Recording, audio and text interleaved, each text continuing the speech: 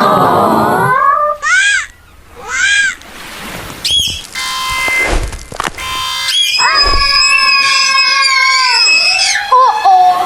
het die eiland bewaarde. Kira se hulp nodig.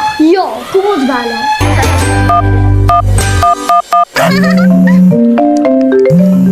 Welkom by Dinosaurus Eiland. Kira wat praat. Hoe kan ek help? Kira, dis Kyla en Liam. 'n Bobberdinosaurus was gevang deur 'n groot arend.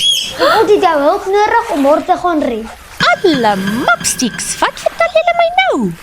Goed, Kira en Pika, redding. Hier is ons! Kyla en Liam, gryp die leer.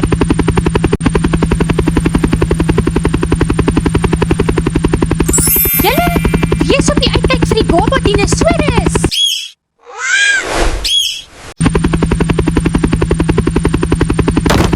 Volgens die Bobberdinosaurus opspoor dit moet die Bobberdinosaurus in hierdie area wees.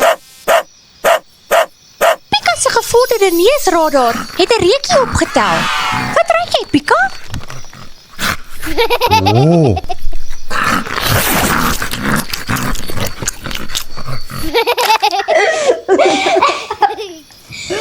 Salsa Lyk my Pika het eers persoonlike besigheid gehad om my te sorteer. Detensie klas tyd en pouse vir jou Pika.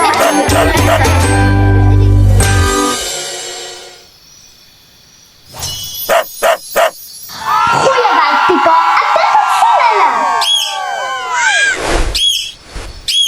Die Bobberdinosaurus is daarbo in die arend se nes. Kom ons gaan kry haar. Maar die arend vlieg die hele tyd om die nes. Ons gaan die arend se aandag moet aftrek. Ek het 'n idee. Pika, jy moet gaan help.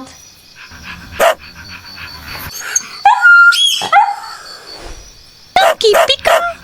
Kyla, Liam, dis veilig om die Bobberdinosaurus te gaan haal.